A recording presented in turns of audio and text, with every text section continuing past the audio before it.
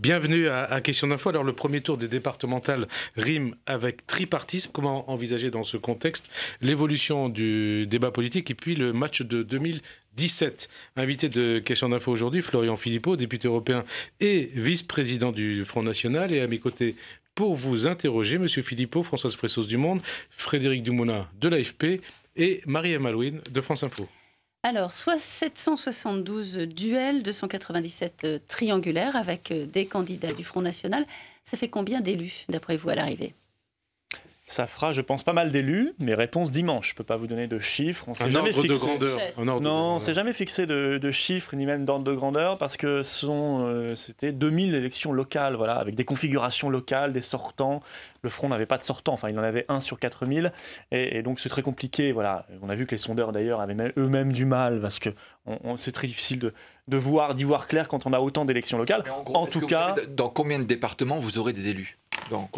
Au total, dans combien de départements? On reste présent quasiment, je crois, dans tous les départements. Non, mais la présence au niveau des conseils départementaux. Dans certains départements, on aura un élu, plusieurs élus. Et puis, je vais vous dire, la clé, qui a la clé? Ce sont les abstentionnistes essentiellement de premier tour. Voilà. Alors, un élu, plusieurs élus, mais est-ce que vous allez arriver à majorité plus un élu dans un département? Eh bien, ça dépendra du choix des électeurs. Je ne peux pas vous dire plus que ça. En tout cas, c'est faisable dans un nombre certain de départements. Combien? Il suffit de regarder les résultats. Il y a certains départements où nous sommes qualifiés dans l'ensemble des seconds tours. Il y a certains départements où nous sommes qualifiés dans l'ensemble des seconds tours, moins 1 ou 2. Donc ça reste largement faisable. Maintenant, avoir un département, vu la situation d'où on part, c'est-à-dire un élu sortant sur 4000, ça restera un exploit. Il ne faut pas se le cacher. Est-ce qu'on peut imaginer, est-ce que vous imaginez en tout cas, que dans certains départements comme le Vaucluse ou l'Aisne, vous pourriez arriver par exemple à la majorité moins un élu, et que vous ayez un divers droite ou un UMP qui viendrait vous apporter cette majorité? Vous imaginez ça? Vous êtes en tractation là-dessus? Ou quelqu'un d'autre. Un divers gauche, peu importe. Ce sont des gens de bonne volonté. On ne ferme la porte à personne. Si on a la possibilité d'avoir une majorité patriote dans un département et qu'on a quelques élus locaux qui sont de bonne foi, nous rejoignent sur un programme clair, parce que là, ils nous rejoindraient, puisqu'on serait en majorité. Donc sur un programme clair, le programme du Front National, eh bien, pourquoi pas? On ferme la porte à rien. C'est quoi un programme patriote? C'est un programme déjà qui défend le département. Parce que ça fait partie de l'identité nationale et républicaine de la France, et les Français y sont attachés, puis c'est efficace le département. C'est la proximité, c'est beaucoup plus efficace que les grosses régions, les gros machins qui sont en train de nous construire. Vous êtes un parti qui sans arrêt dénonçait la gabegie, et là vous êtes pour le maintien du département. Est-ce que vous voulez supprimer un autre échelon ou on garde tout? Comment vous faites? Non, on ne garde pas tout, justement. Oui, effectivement, on fait cette construction commune, département, État-nation. En face, ils veulent le développement de l'intercommunalité à marche forcée. Et on sait que c'est coûteux, l'intercommunalité. La Cour des comptes a déjà chiffré ça à 200 000 emplois doublons avec les communes. Les grosses régions, ils veulent squeezer le département à terme, ils l'ont plus ou moins avoué. Puis dans la loi NOTRe, ça n'est pas clair. On parle toujours de l'échéance de 2020, donc il faut rester prudent. Donc, les grosses régions, c'est pas un bon échelon. Non, la grosse région, c'est déconnecté, c'est lointain. Mais vous allez en gagner apparemment, et ce sera coûteux. Ce que dit Marine Le Pen, vous allez en gagner 4, c'est ça? Oui, mais ce sera coûteux. Donc, la grosse région. Gagner pour les détruire ou Non, ça on peut le faire au niveau national. Mais si vous voulez, nous, ce qu'on souhaite, c'est que les régions ancien format, plus conformes à la proximité, n'aient plus d'élus propres. Voilà, là on fera déjà des économies. Ne soient plus que des instances de coordination entre les politiques départementales. Donc les élus départementaux se réuniraient à échéance régulière pour fixer la coordination. C'est l'inverse de la réforme Nicolas Sarkozy. Oui, c'est un peu l'inverse. Et par ailleurs, elle n'aurait plus de structure para-administrative accolée, comme par exemple les conseils économiques et socio-régionaux qui sont très coûteux. Ça, c'est une réforme. Voilà. Et c'est une réforme plus efficace. Dans un département, qu'est-ce que c'est? C'est quoi? C'est défendre le département. Ensuite, c'est faire un peu la recette qui a fonctionné dans nos villes.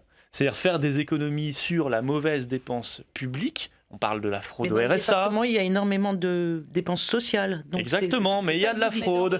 Il y a aussi l'idée de faire plus de social. Donc où est-ce que vous supprimez les dépenses? C'est ce que je vous dis. Les gaspillages, la fraude au RSA. Lesquels, par exemple? La fraude au RSA, ça fait 3 fois que je le dis, c'est-à-dire par exemple la fraude à la domiciliation, la dissimulation de revenus, les engagements d'insertion qui ne sont pas respectés, etc. C'est par exemple la lutte contre le communautarisme. On a appris que dans beaucoup de départements, par exemple dans beaucoup de départements, on a appris qu'existaient des caisses, des associations. Alors je ne dis pas que c'est pas légal, mais c'est juste pas opportun, c'est pas juste. Des caisses, des associations qui financent les retraites des anciens élus départementaux. Par exemple, dans les Alpes-Maritimes, en 2013, c'était 490 000 euros de subventions. Mais en quoi c'est la lutte contre le communautarisme, ça? Non, mais ça, c'est pas le communautarisme, ça, mais c'est une source de gaspillage. Et dans les départements Front National, ces caisses n'existeraient plus. Parce qu'on pense que les personnes handicapées, les personnes âgées doivent passer avant les anciens élus départementaux, que ça nous paraît plus prioritaire. Et ce sera suffisant pour augmenter la part? Oui, si on fait l'ensemble de ces économies sur les effectifs aussi, les effectifs de la fonction publique territoriale dans les grosses collectivités ont explosé ces dernières années. Oui, non, on ne licencie pas, mais on jouera sur les départs en retraite. Voilà. On estime que autant la fonction publique d'État dans certains secteurs a été beaucoup trop victime de l'austérité, par exemple le renseignement, la santé pour la fonction publique hospitalière, la police, etc. Autant la fonction publique territoriale a explosé. C'est pas simplement l'effet de la décentralisation. Voilà. On sait bien que c'est aussi l'effet folie des grandeurs, concurrence entre les grands barons locaux ou les petits barons locaux. Et je dis que les grosses régions qu'on nous concocte vont être très coûteuses parce que les nouveaux élus, les nouveaux grands seigneurs vont vouloir en mettre plein la vue. Et en mettant plein la vue, ça va être très coûteux pour le contribuable. Le Front National, c'est aussi des barons locaux, des baronnes locales. Vaucluse, si le Vaucluse est remporté par le Front National, ça va être un point, un avantage de Marion Maréchal Le Pen sur vous, non? Oh là, vous raisonnez, vous là, en toute petite politique. Non, je ne raisonne pas du tout comme ça. Je suis très heureux si on remporte le Vaucluse. Est-ce que c'est possible ou pas? Oui, c'est possible. Ça sera difficile, mais c'est possible. Ça sera un booster pour sa carrière. Mais tant mieux pour elle, mais surtout tant mieux pour le Front National. Très bien entre vous deux. Non, mais attendez, on peut parler de fond quand même. On est à 3 jours du second tour. C'est du fond. Si les Vauclusiens ont la chance d'avoir une majorité départementale Front National, ils en seront beaucoup plus heureux que ce qu'ils ont aujourd'hui, parce qu'on fera comme dans nos mairies. Et je signale que nos mairies ont été plébiscitées lors de ces élections, puisque dans la plupart d'entre elles, nous avons fait plus de 50%. Et dans toutes, nous avons fait des scores très supérieurs au second tour des municipales. Ce qui prouve que les Français adhèrent aux politiques municipales du Front National. C'est ça la vraie victoire, plus que l'amélioration du maillage territorial, c'est le fait que cette progression dans les mairies gagnées par le FN? Ça, c'est un signe que ça marche et que toutes les fadaises qu'on nous a racontées et qu'on nous racontera encore à l'avenir sur la gestion Front National, ce sera la catastrophe, ce sera les barbelés, ce sera je ne sais quoi, c'était faux. Parce qu'effectivement, ça se passe très bien. Souvent, les impôts ont été baissés ou au pire stabilisés. Il y a plus de commerce de proximité, plus de sécurité, moins de gaspillage, plus de démocratie locale. Oui. Et ça, c'est la preuve grandeur nature un an après que ça fonctionne. Au niveau national. Et j'alerte les Français parce qu'on leur refera les mêmes peurs, on jouera sur les peurs de nouveau côté UMP et PS quand il s'agira de prendre la tête du pays en leur disant, ou des régions bientôt. Et nous disons, vous avez la preuve que tout ça, ce sont des mensonges. On veut vous faire peur alors que la gestion Front National, ça se passe très bien. Une question sur la gestion locale. Au niveau national, la grande idée, c'est la préférence nationale. Comment est-ce que vous déclinez ça au niveau local? C'est une idée parmi d'autres, oui. Et au niveau local, ça ne tient pas? Vous ne pouvez pas le faire, ça? Non, au niveau local, ça n'est pas dans les compétences locales. Il y a une loi, il y a la loi de la République. Comme dans nos mairies, on se fond dans la loi de la République. Ce qu'on peut changer au niveau national, et c'est pas bien méchant, la priorité nationale, ce sont des choses de bon sens qui existent par exemple aux États-Unis concernant l'emploi. Si on donne d'abord priorité à un Américain pour trouver un emploi, ou au Canada. Au niveau moins de priorité pour vous, Florian Philippot, que pour d'autres. Non, mais je veux dire, c'est ça la priorité nationale. Le seul critère, c'est la nationalité française. Ça n'est pas un autre critère. C'est le critère qui existe aujourd'hui, par exemple, pour la fonction public de souveraineté. Pour être policier, il faut être français. Niveau départemental, pour le droit de vote. Au niveau départemental, il n'est pas question pour vous de mettre en place ou mettre en œuvre la préférence nationale en ce qui concerne les aides sociales? Non, la priorité nationale ne sera pas mise en œuvre dans les départements, comme elle ne l'a pas été mise en œuvre dans les communes, parce que ça ne fait pas partie des compétences ni départementales ni municipales. Mais il y a beaucoup d'autres choses déjà à faire. Je rappelle que pour les personnes âgées, par exemple, la question de la dépendance et pour leur famille se posera de plus en plus, vu le vieillissement de la société française dans les années et les décennies qui viennent. Il serait temps d'y répondre. Le département, et notamment avec l'État, un bon échelon pour y répondre. Le débat politique... La nationale, là? Non, mais pourquoi vous... C'est vous, finalement, qui êtes obsédé par la priorité nationale. Moi, je vous dis qu'on peut le faire au niveau national, sur l'emploi, sur l'accès au logement social, et ça n'est que justice pour les Français. Mais en même temps, au niveau départemental, ça ne fait pas partie des compétences du département. On parle beaucoup depuis dimanche du tripartisme. Enfin, on en a parlé avant, mais on en parle beaucoup, encore plus depuis dimanche, Marie-Ève Malouine. Qu'est-ce que ça signifie pour vous quand on dit c'est le tripartisme qui est arrivé en France maintenant? Ça veut dire qu'on respire un peu déjà. Parce que cette espèce de faux débat entre l'UMP et le PS était quand même déjà stérile du point de vue des idées. Il suffit d'organiser un débat UMP-PS, vous vous en rendez compte vous-même. Et les Français s'en rendent de plus en plus compte, c'est très fatigant, c'est très pénible, ça ne sert strictement à rien puisqu'ils sont d'accord sur tout. Voilà. que ce soit sur la signature des traités européens, l'immigration massive, le refus des frontières économiques ou migratoires, etc. Là, au moins, le tripartisme, c'est plus intéressant parce qu'il y a un acteur qui a bousculé ce jeu. Alors, ça leur déplaît, ils s'énervent, ils s'agacent, ils perdent leur nerf parce qu'ils voient que le confort douillet du bipartisme, c'est terminé. Mais c'est comme ça, c'est les Français qui ont décidé. Mais je pense que c'est transitoire vers un nouveau bipartisme. C'est vrai pour le premier tour, mais pour le second, en fait, on revient à un bipartisme parce que les départements vont se partager entre le PS et l'UMP. Non, là, nous sommes présents dans plus de 1100 second tours, oui. Donc on n'est pas en bipartisme. Au niveau de la présidence, mais la présidence, attendez, on part aussi de zéro. Tout ne va pas se faire en un jour, mais on va là construire un échelon local, départemental d'élus, des relais locaux comme on l'a fait dans les communes. C'est un peu la deuxième étape. La troisième étape seront les régions. Puis on arrivera à l'étape au gros du morceau, c'est-à-dire le national, l'Élysée, législative, pour avoir la possibilité de tout changer. Alors vous dites un nouveau bipartisme. Oui, je crois que ce tripartisme est une étape intermédiaire. Alors c'est quoi? Ça va se finir entre eux et nous. Mais qui eux, l'UMPS. Puis leurs alliés. Vous savez très bien leurs satellites plutôt. L'UMP d'un côté, le PS de l'autre. Mais non, regardez. Déjà là, qu'est-ce qu'on voit au second tour? Dans 3 cantons de l'Aisne, l'UMP se retire au profit du PS. Même chose dans le sud de la Drôme. Monsieur Valls qui dit, la dernière fois, dans une émission de télévision, où il était encore obsédé par le Front National, comme toujours, il nous explique que, je le cite, sur l'essentiel, on peut se retrouver avec Nicolas Sarkozy. Donc il prépare ce bipartisme. Vous savez, je pense qu'on est en phase de fusion en ce moment. Les esprits s'échauffent. De leur côté, ils s'agacent, ils s'énervent, ils sont de plus en plus manifestement, ils perdent leur nerf. Ça, c'est le processus de fusion en physique-chimie, si vous voulez. Quand les particules s'agitent dans tous les sens, c'est qu'on va vers la fusion. On va vers la fusion UMPS. Donc on va avoir un retour au bipartisme avec d'un côté le Front National et de l'autre côté ceux qui ne sont pas Front National. Je prends le pari que d'ici 2017, un des deux, UMP ou PS, aura disparu. Oui, je prends le pari. Un des deux. Oui, parce qu'un des deux est inutile dans le débat, parce qu'ils disent la même chose et qu'ils font la même chose au pouvoir. On n'est pas encore au débat national, si on peut revenir au débat départemental. Comment vous ferez pour gérer les régions tout seul ou pour participer les départements ou les régions? Les départements, pardon. Ouais. Pour participer à la région, à la gestion et pour faire avancer les choses. Si vous restez tout seul, vous n'aurez aucune influence, sauf là où vous êtes majoritaire. Si on est majoritaire, on est majoritaire. Oui, mais quand vous ne l'êtes pas. Si on ne l'est pas, et si les élus en face, à qui nous aurons proposé au 3e tour, c'est-à-dire après le second tour pour l'élection des présidents de conseils départementaux, auront refusé notre charte. Ça sera bien dommage pour les habitants parce que cette charte, elle est de bon sens. Elle dit qu'il faut moins d'impôts et il faut plus de solidarité et plus de sécurité dans les collèges, par exemple. Plus de dépenses, finalement.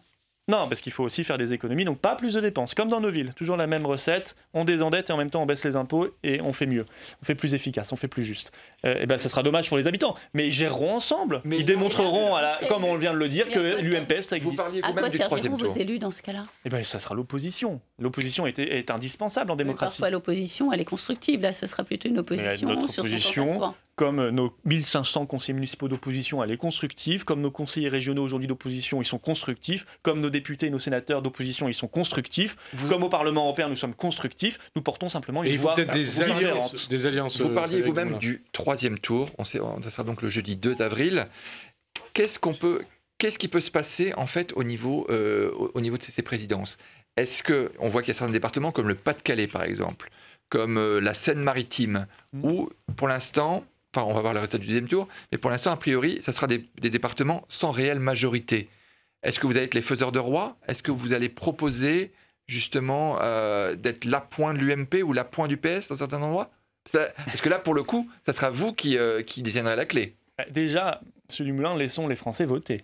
Dimanche, c'est eux qui décideront. Et j'appelle encore une fois tous ceux qui ont voté pour Marine Le Pen à la présidentielle, notamment, ou qui ont voté Front National récemment et qui ne sont pas allés voter au premier tour, à se mobiliser.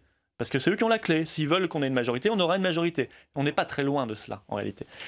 Si on n'a pas de majorité, mais qu'on a des élus qui peuvent faire la bascule, parce qu'il n'y a que des majorités relatives en face de nous, on proposera effectivement une charte de bon sens qui dira, écoutez, on vous apporte nos voix, si vous vous engagez à défendre le département, et si vous vous engagez à respecter quelques points de fond sur les solidarités, sur la baisse des impôts. S'ils veulent... on participera à la majorité avec eux, ce ne sera pas une force d'appoint, on participera, on prendra nos responsabilités. Donc là, c'est de la petite cuisine aussi. Non, c'est pas de la petite cuisine parce que c'est du fond. C'est une charte de fond. C'est pas comme on voit en ce moment, tiens, tu me soutiens là, je te soutiens là, et je te rends l'appareil. Ça, c'est pas du fond. Est-ce que vous avez déjà des discussions avec des élus au niveau départemental qui peuvent vous faire dire que ces majorités avec d'autres forces sont possibles? Je ne suis pas au courant de tout parce que les choses se font au niveau local avec chacun de nos élus locaux, nos responsables cadres locaux, mais j'imagine qu'il y a déjà des discussions. Il y a déjà des discussions.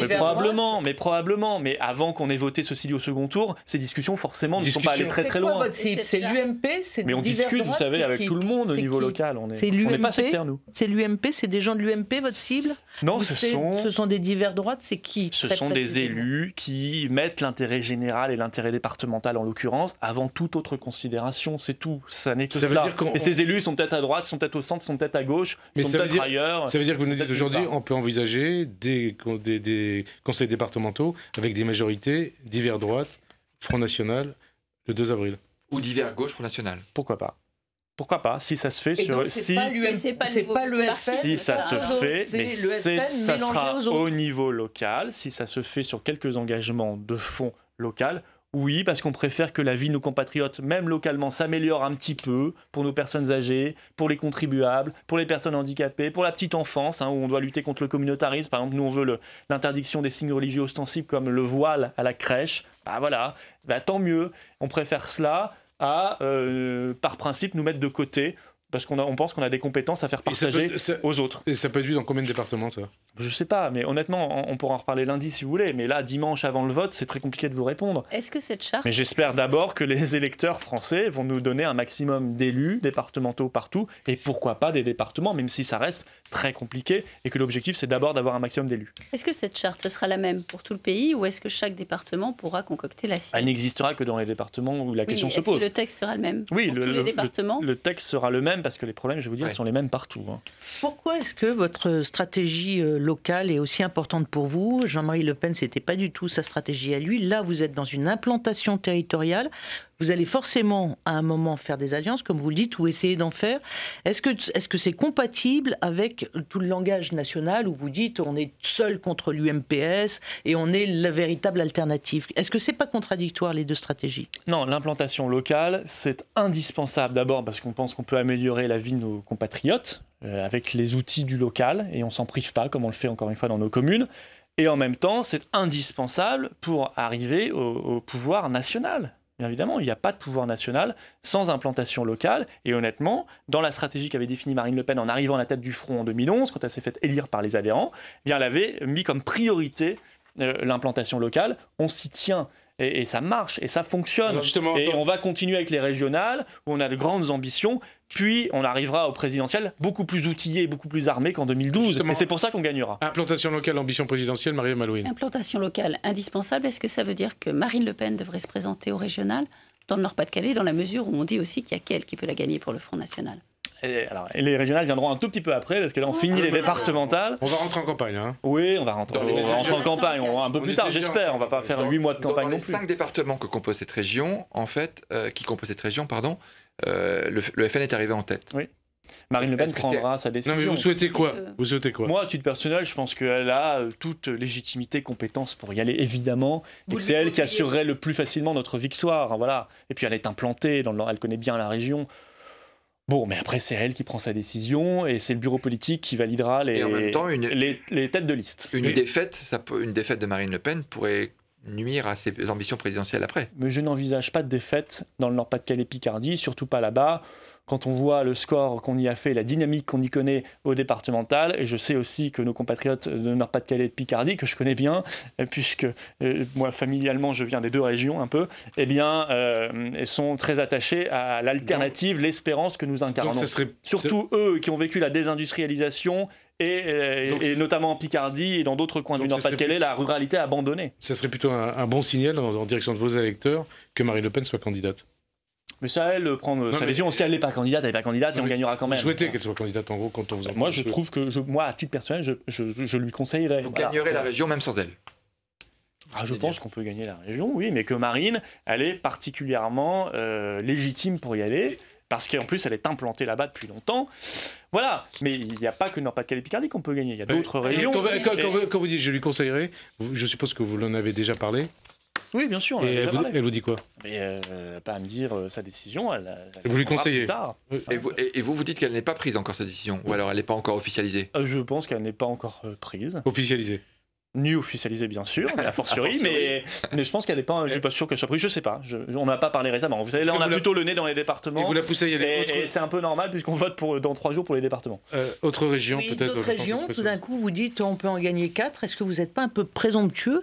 Il y aura une amélioration de la conjoncture économique d'ici la fin de l'année annoncé avec la baisse du prix du pétrole. Donc, est-ce que vous ne faites pas des projections à partir de la situation d'aujourd'hui? Déjà, je ne vois pas le rapport. National, il incarne une alternative tout le temps. Pour vous, il n'y a pas de lien entre le chômage, la montée du Front National? Non, mais si vous voulez, il n'y aura pas d'amélioration économique réelle. Aujourd'hui, ils nous disent on va gagner 0,1 ou 0,2 points parce que le prix du pétrole s'est effondré et que l'euro a un peu baissé. Je veux dire, déjà, ça ne tient pas à la politique du gouvernement. Ils ne sont responsables de rien là-dedans. Et ensuite, si dans 6 mois ça se retourne, qu'est-ce qu'ils diront? Si le pétrole augmente à nouveau, si l'euro augmente à nouveau, qu'est-ce qu'ils feront? Qu'est-ce qu'ils diront? Mais il n'y a pas d'amélioration. J'ai bien entendu les chiffres du chômage, peut-être ceux qui viendront, qui nous expliquent que ça baisse, sauf que quand vous regardez les catégories A, B, C, et pas simplement le A, vous regardez l'ensemble des chômeurs, ça monte, et ça monte même beaucoup, et ça monte très vite. Selon vous, donc le vote FN n'est pas lié à la conjoncture économique? Non.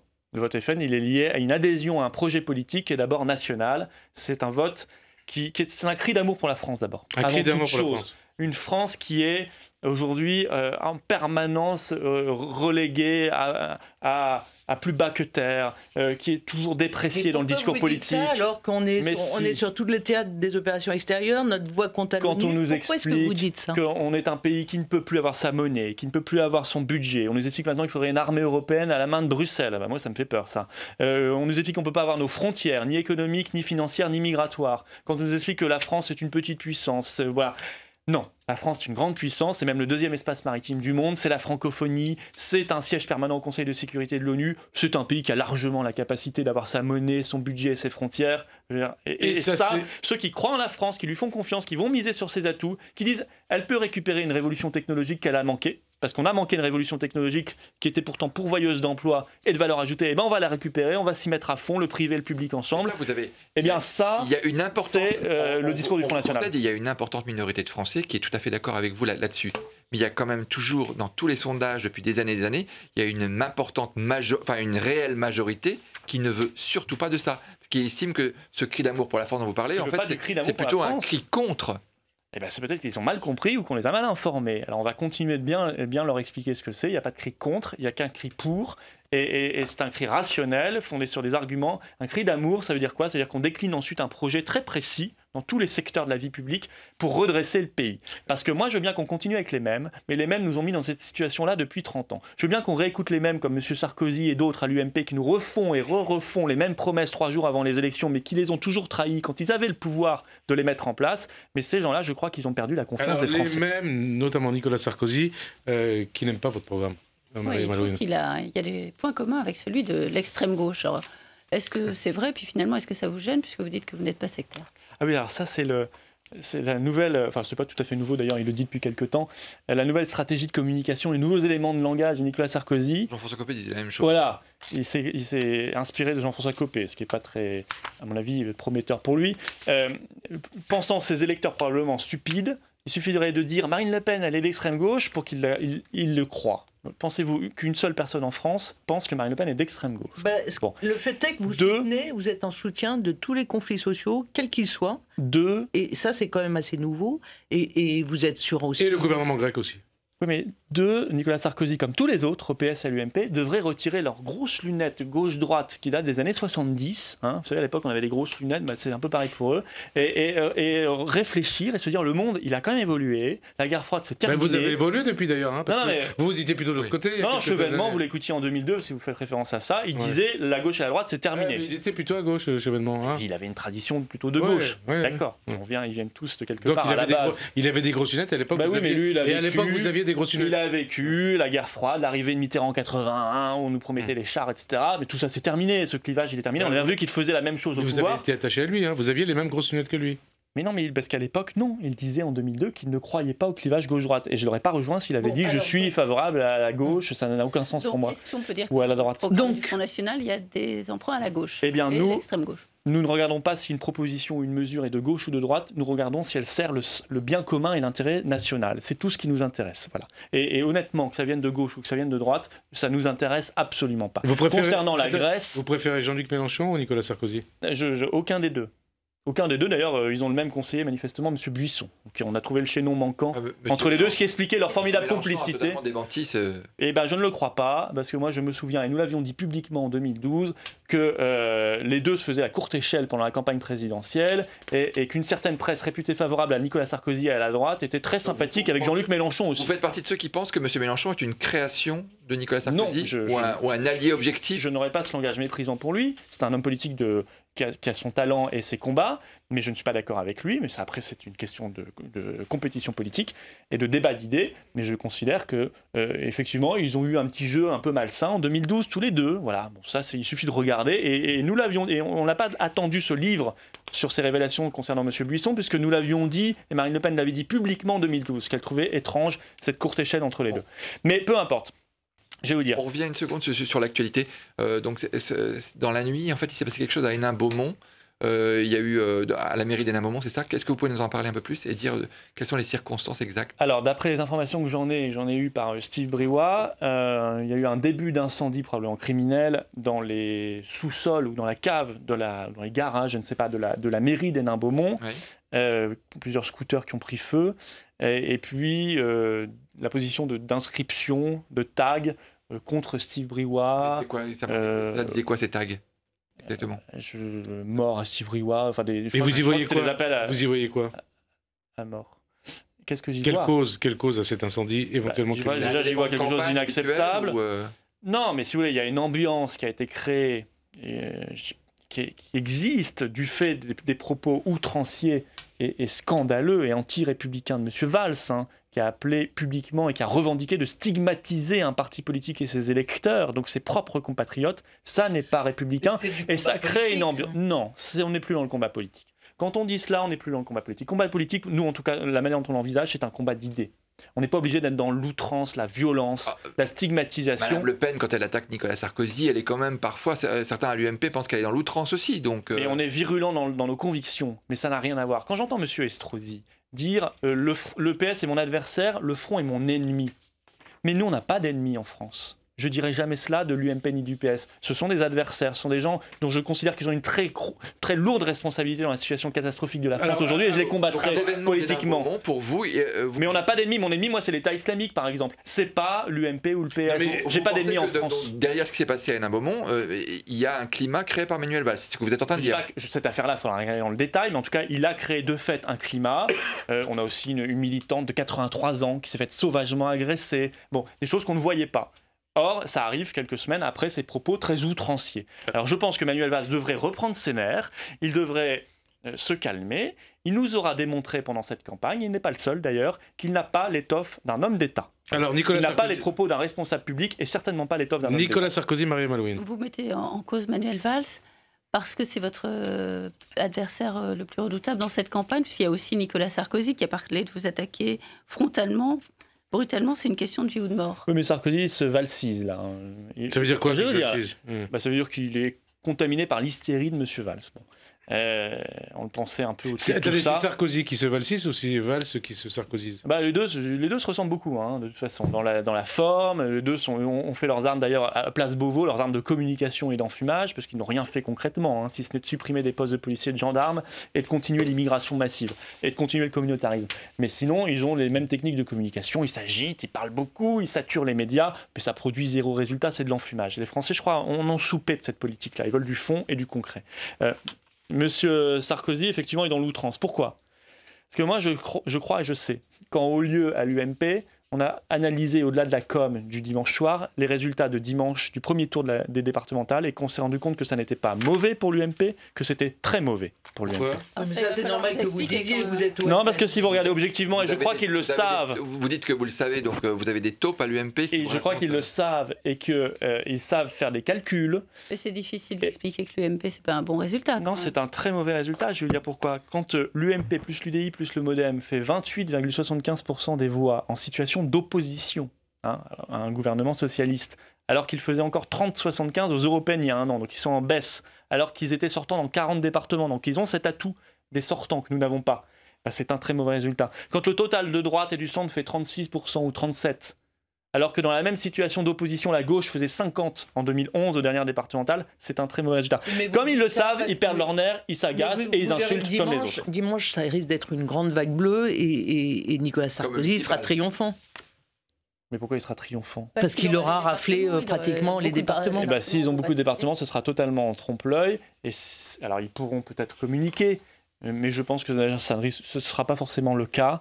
Et ils pourront peut-être communiquer si c'est le cas, mais en réalité, structurellement, l'UMP est dans une situation extrêmement difficile pour deux raisons. D'abord, elle n'incarne pas l'alternative par rapport au PS, parce que sur tous les grands sujets, l'Europe, le communautarisme, l'immigration, la politique économique, ils sont parfaitement d'accord, même la politique étrangère, ils sont tous les deux à aller faire leurs horreurs en Libye. On voit le résultat aujourd'hui, les djihadistes sont au pouvoir. Vous ne pensez pas... Et deux, ils sont en situation compliquée à l'UMP parce que, encore une fois, ils peuvent bien prôner le nini au niveau national. Il se trouve qu'au niveau local, c'est souvent le PS-PS et non pas le nini. Et ça dégoûte leurs électeurs. Ça va être difficile d'expliquer au lendemain du second tour que Nicolas Sarkozy est en position de faiblesse. Non mais c'est pas grave, ils diront ce qu'ils veulent et nous on continuera sur le fond, on va pas se focaliser sur Nicolas Sarkozy. Vous ne pensez pas que ça va remettre en selle M. Sarkozy, ces départementales? Mais je pense que Nicolas Sarkozy n'a aucune possibilité de se remettre en selle comme vous dites. Je pense que son retour est raté et que les Français ne veulent plus de lui. Voilà, ils l'ont trop vu et ils ont trop vu ses petites manœuvres. Quand on repromet 3 jours avant le premier tour, comme il l'a fait, de lutter pour la laïcité, alors que au pouvoir, il a fait une politique communautariste, aussi bien quand il était ministre de l'Intérieur que président de la République. Par exemple, je rappelle qu'il a nommé un préfet parce qu'il était musulman. Ça, c'est la discrimination positive. C'est l'inverse de la République et du mérite. Voilà. On ne nomme pas un préfet parce qu'il est musulman ou juif ou chrétien ou quoi que ce soit. On le nomme parce qu'il est compétent, c'est tout. Et parce que c'est un grand serviteur de l'État. Qu'il soit juif, musulman, chrétien ou athée, on s'en moque. Et je veux dire, voilà, c'est un homme du communautarisme, c'est un homme de l'escalade communautariste, et donc il en fume. Mais les Français ne le croient plus, comme ils ne le croyaient plus avant les européennes, quand il nous a expliqué 3 jours avant dans une tribune, le scrutin, qu'il voulait plus de souveraineté nationale et réformer Schengen. Parce que les Français, ils ont vu qu'il n'avait pas réformé Schengen et qu'il avait affaibli la souveraineté nationale quand il était au pouvoir. Le projet de Marine Le Pen qu'elle exprimait souvent, c'était de dire « je vais faire exploser l'UMP ». Est-ce que vous pensez que c'est encore possible et est-ce que Nicolas Sarkozy n'est pas là, très, très profondément ancré ? Le projet de Marine Le Pen, ça n'a jamais été vraiment ça. Ça a été de refonder les clivages de la vie politique française sur les vrais enjeux. Oui, enfin, nation contre mondialisme, par exemple. C'était le PS, il y en a un qui va disparaître. On avait plutôt compris que vous pensiez à l'UMP. Un des deux, je ne sais pas. En tout cas, l'UMP, je pense que l'UMP va peut-être imploser d'elle-même. Ou le PS de lui-même. Après une victoire au départemental. Pour moi, c'est pas une victoire, mais ils pourront croire. S'ils veulent croire que c'est une victoire, c'est pas grave. Ça ne nous inquiète pas, tant mieux pour eux. Ils seront heureux. Mais est-ce que vous ne croyez pas que ça va atténuer les contestations internes? Non, si vous voulez, je pense que l'UMP aujourd'hui n'a pas de ligne politique en dehors de celle du PS. Ils partagent la même ligne et c'est devenu une écurie de petits chefs et de présidentiables, en tout cas qui se croient présidentiables. Bien évidemment, on a même entendu ces derniers jours une contestation entre Juppé, Fillon et Sarkozy. On voit bien que ça ne tient plus dans ce parti, mais surtout revenons au fond. Je veux dire, que voulez-vous que les Français attendent d'un parti qui a été au pouvoir depuis 10 ans, entre 2002 et 2012? Que voulez-vous que les Français attendent, même au niveau des départements, d'un parti qui est sortant dans 40 départements sur 100? Rien, absolument rien. Ils veulent autre chose. Revenons aussi à l'exécutif. Donc, vous avez dit tout à l'heure, monsieur Valls n'a pas l'étoffe d'un homme d'État. Qu'est-ce que vous attendez de François Hollande après ce scrutin? Qu'est-ce que vous attendez qu'il fasse? Moi, j'attendrais d'abord de Manuel Valls qu'il soit un peu à la hauteur pour une fois de sa fonction et qu'il présente sa démission. Bon, vous savez qu'il ne le fera pas, oui. Si on sait déjà qu'il ne le fera pas, c'est qu'on sait déjà que ça confirme que ce n'est pas un homme d'État. Refusé, en tout cas. Les gouvernants n'ont jamais tablé sur les élections locales pour changer de gouvernement. Il a 2 raisons de démissionner. 1, parce qu'il n'aura pas tenu son pari. il aura effectivement il aura loupé son pari, c'est-à-dire le PS aura été bas et le FN aura été haut. C'est l'inverse de ce qu'il voulait. Et deux, il devrait démissionner, ne serait-ce que pour son comportement parfaitement anti-républicain. Moi, je suis désolé, où François Hollande aurait dû prendre ses responsabilités. Quand un Premier ministre se permet de dire qu'on va stigmatiser une partie de la population française, de son propre peuple, là, on dépasse toutes les bornes. On dépasse les bornes de la démocratie et de la combat politique, de son combat politique. Mais qu'il parle d'idées, qu'il vienne. Sarkozy a peur de débattre avec Marine Le Pen. Peut-être parce que c'est pas rémunéré assez cher. Hein. Maintenant, il prend pas à moins de 100 000 $, peut-être, Nicolas Sarkozy. C'est peut-être ça la vraie raison du refus du débat avec Marine Le Pen.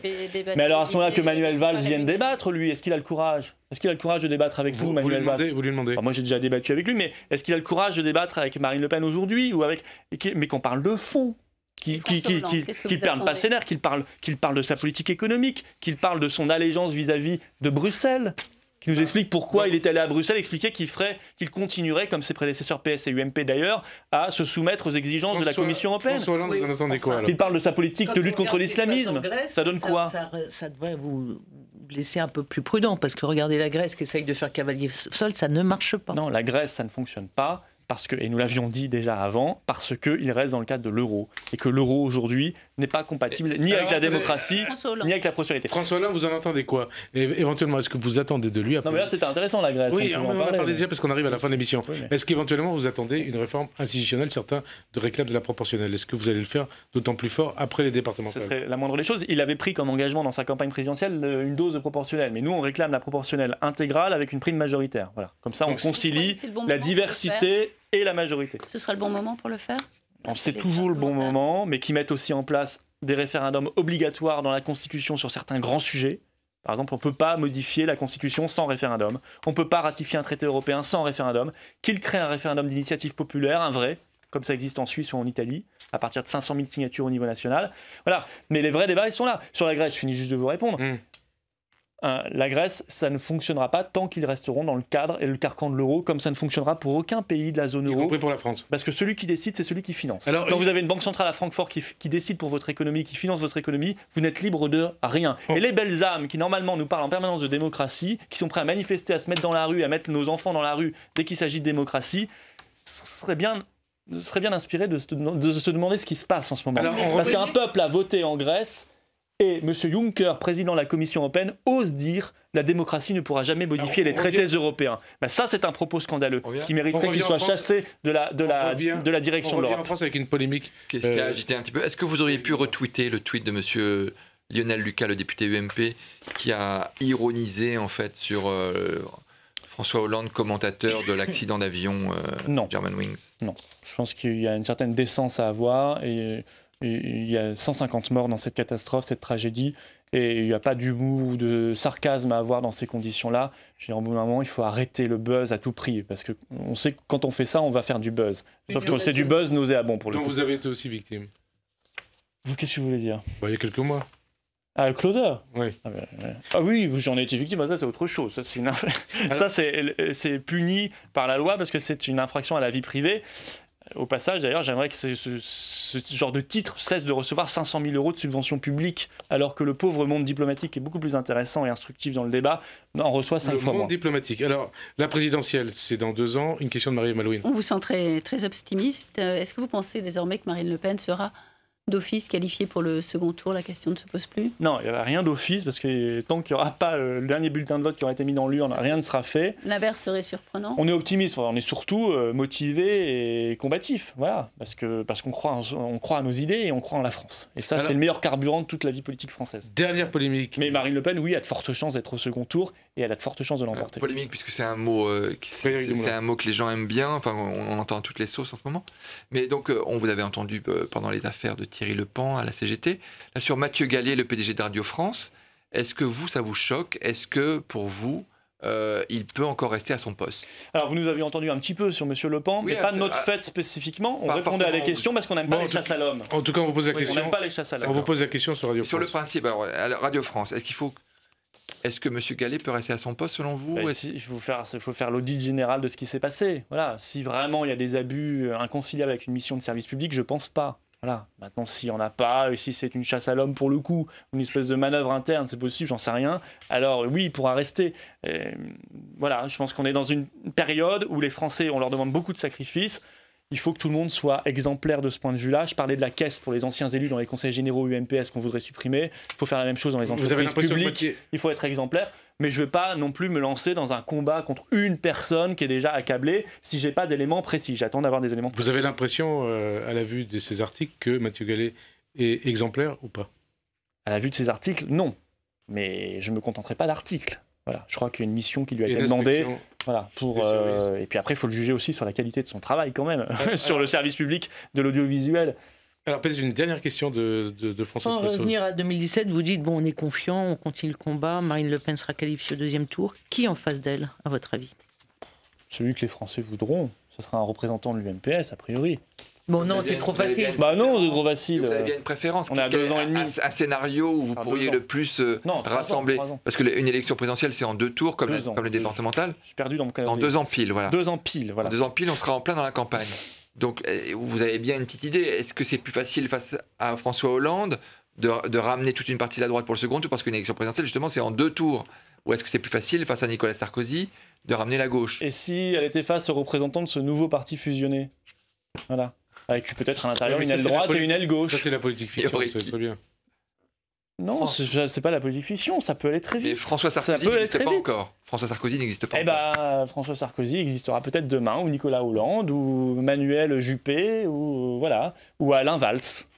Ça sera un de ces 4-là, en tout cas. Et forcément Marine Le Pen en face. Et forcément Marine Le Pen en face. Et Marine Le Pen, parce que je vois pas qui ça pourrait être d'autre, en face, effectivement. Et les Français auront le choix, soit la continuité et le camp de ceux qui ne croient pas en la France et qui veulent continuer l'immigration massive et l'ultralibéralisme et les transferts de souveraineté, soit ceux qui croient en la France, qui se disent « Allez, on va tous s'y mettre, ça va pas être facile, hein, mais on va se retrousser les manches, tout le pays ensemble, et on va se construire de nouveau un avenir national avec le monde entier. On sera en coopération, mais un avenir national. » Et vous êtes plus heureux avec Marine Le Pen qu'avec Jean-Pierre Chevènement? Et vous quitterez pas ce parti? Pas les mêmes relations. J'étais militant en 2002. Là, je suis dans l'état-major du parti et je suis très heureux avec Marine Le Pen parce que c'est une femme courageuse et une femme de conviction et c'est rare aujourd'hui dans la vie politique française. Dernière question, Marie Malouine. Marine Le Pen élue, vous vous voyez où? Je me vois où la présidente de la République voudra que je sois, mais je pense dans l'exécutif. Je me vois un poste de responsabilité exécutif. Matignon? Mais tout m'intéresse. Ah oui, et ça l'intéresse de vous avoir à ses côtés à Matignon? Je ne sais pas, il faut lui demander. Mais c'est pas... Attendez, là, c'est vraiment... Là, on est dans la politique fiction, pour le coup. Ouais. Oui, mais d'abord, on va faire ces élections départementales, je le rappelle, puis les autres, puis on fera la présidentielle, les législatives, la constitution du gouvernement, mais on aura des ministres peu nombreux, sur des vrais périmètres. On va arrêter avec ces noms de ministères ou de secrétaires d'État à rallonge. Ce sera des choses simples, intérieur, éducation nationale, défense, etc. Et des ministres forcément Front National ou pas forcément Front National? Pas forcément. Il y a des talents partout dans la société civile. Il y a des talents partout et il faut les utiliser. Dernière question encore.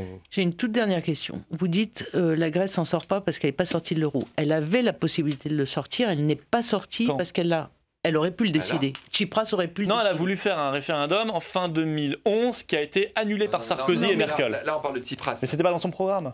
Oui, mais vous voyez bien que c'est beaucoup plus compliqué que ça. C'est pas parce que vous sortez de l'euro que vous... S'il ne sort pas de l'euro, il trahira tout au bout de 3 semaines. Voilà. C'est pas parce que vous sortez de l'euro que vous résolvez tout.